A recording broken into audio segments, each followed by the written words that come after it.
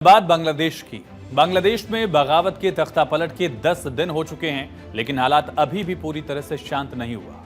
अभी भी कई जगहों से हिंसक हंगामे की खबर आ रही है। हालांकि पहले की तुलना में अब कुछ शांति जरूर है, लेकिन जिस तरह से बांग्लादेश के राष्ट्रपिता शेख मुजीबुर रहमान की मूर्तियों को तोड़ा गया, वो किसी भी देश के लिए बेहद शर्मनाक स्थिति है। और तो और अब अंतरिम सरकार ने शेख मुजीब की पुण्यतिथि को लेकर भी एक बड़ा फैसला ले लिया है।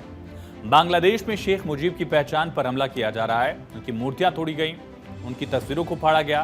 15 अगस्त की छुट्टी भी रद्द कर दी गई। बांग्लादेश में 15 अगस्त की एक अलग अहमियत है। दरअसल बांग्लादेश में 15 अगस्त को शोक दिवस मनाया जाता है, क्योंकि 15 अगस्त को ही देश के संस्थापक और शेख हसीना के पिता बंगबंधु शेख मुजीब की पुण्यतिथि है। इसी दिन उनका कत्लेआम हुआ था। परिवार को दरअसल पूरी तरह से पूरा परिवार जो है शेख हसीना और उनकी बहन को छोड़कर सभी का कत्ल कर दिया गया था। 15 अगस्त 1975 को ढाका में परिवार के साथ उनकी हत्या कर दी गई थी शेख मुजीब की। और देश के सबसे अहम नेता उनकी हत्या के दिन को चिन्हित करने के लिए इस दिन अवकाश होता है, शोक दिवस मनाया जाता था।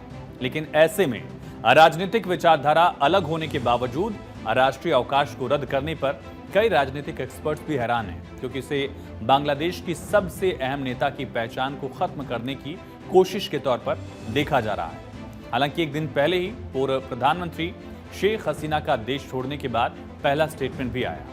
शेख हसीना के बेटे साजिद वाजिद जॉय ने एक्स पर अपनी मांग एक बयान के जरिए पोस्ट की। इसमें शेख हसीना ने देशवासियों के लिए लिखा है, बांग्लादेश के लोगों के लिए लिखा है कि 15 अगस्त 1975 को धान मंडी बंगबंधु भवन में जो जघन्य हत्याकांड हुआ था, उसकी याद को सजोए हुए घर को हम दो बहनों ने बंगाल की जनता को समर्पित कर दिया।